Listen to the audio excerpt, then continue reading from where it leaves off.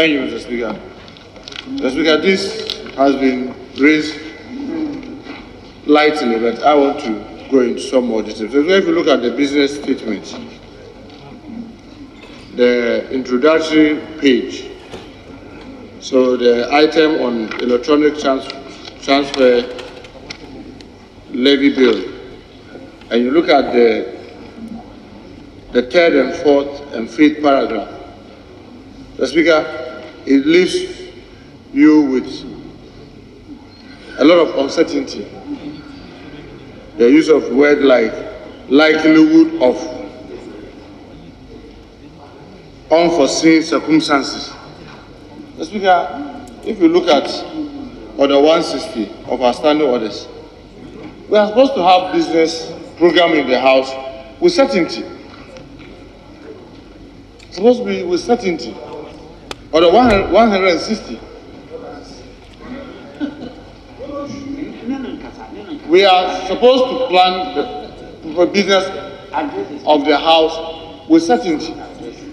Now you have all this uncertainty. Mr. Speaker, if you look at Article 106(4), when it comes to finding when a bill is in the House and trying to inquire about what to do and what not to do, it is for Parliament to do. It's through its committee, the relevant committee. Now we have moved from giving the finance minister 1 week to 2 weeks, and now we are even adding more. Yet we are claiming that we cannot give the finance committee time to do that. Mr. Speaker, if our colleagues from the majority want us to have certainty, if you are withdrawing, come and withdraw now and tell us that you come back with the business. So we know that the business is not before the House. But so long as you leave it lingering, the Speaker, with using words like likelihood, unforeseen circumstances, for those of us in the minority, the only conclusion is that you are trying to lay ambush on us. Because you are not certain with the things that you are saying. If you are certain, come and withdraw. So that we all know that it's no longer before the House. And then when you are ready, you come and lay. But you leave the business and you are telling us that there's a likelihood of withdrawing it if unforeseen circumstances. All these things are not things that you can measure. Because it leaves the whole thing to only your arena. So we want to plead that there should be certainty in the business as to when we want to do this. Because, Mr. Speaker, it is painful that each time we are doing this, we say, oh, we want when Mr. Speaker is around. And when I look at some of the timetable that they are trying, it's being suggested. What you mean is that if you are not careful, Mr. Speaker will be around, and you wait till he's also leaving again, then you try to now create a blame. So, Mr. Speaker, we urge that there should be certainty.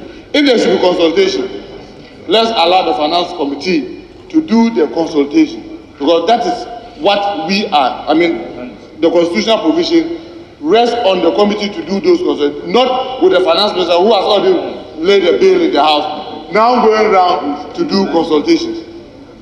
So if he wants to withdraw, let him come and withdraw now, so that we all have certainty that the business is no longer before us and therefore it cannot be taken until it is reintroduced.